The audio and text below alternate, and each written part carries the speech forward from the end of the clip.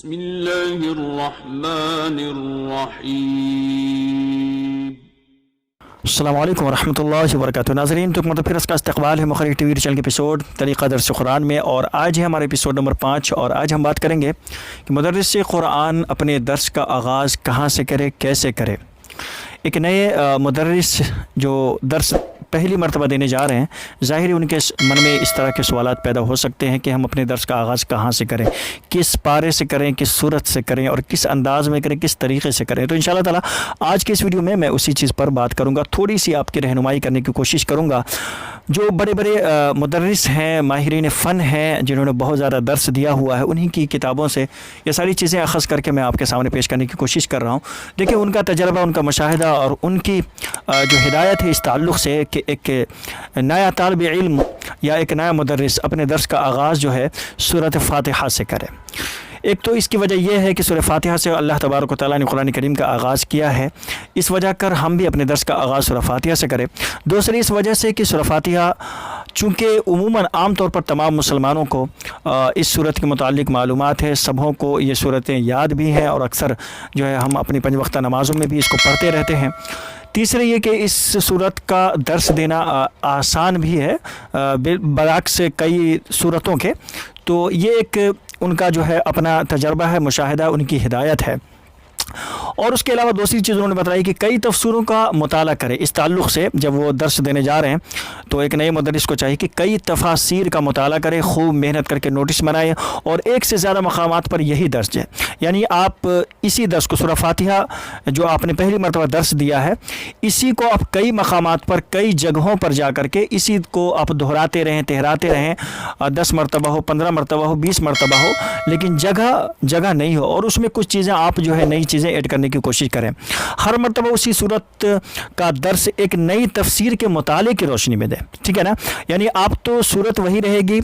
اسی صورت کا آپ نے درس دینا ہے، لیکن اس کے لیے جو ہے پھر آپ نئی تفاسیریں پڑھتے جائیں، مطالعے کرتے جائیں، اور نئی چیزیں اخذ کرتے جائیں۔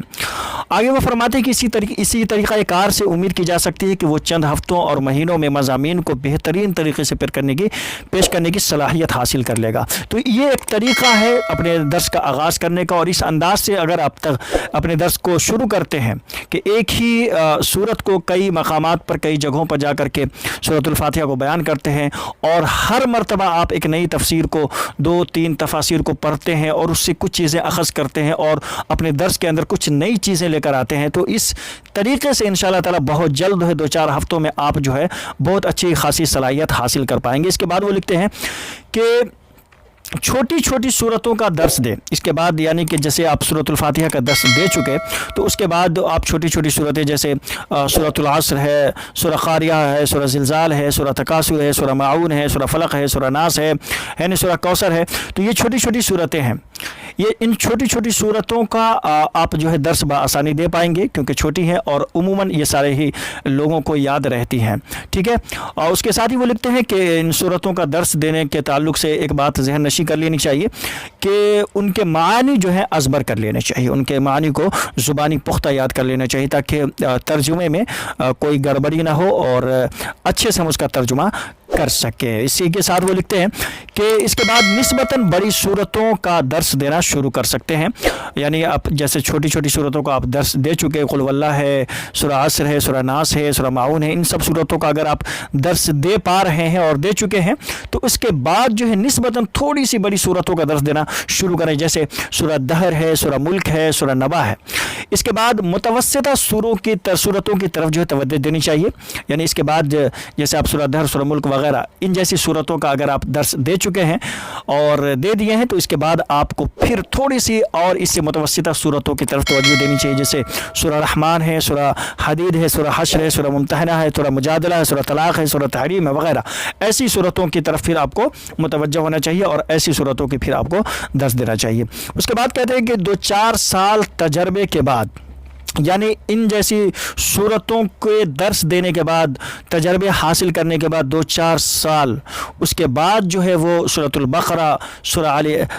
آل عمران، سورہ اعراف، سورہ کہف جیسی بڑی صورتوں کی جو ہے طرف توجہ دے اور ایسی صورتوں کی وہ درس دے۔ تو یہ کچھ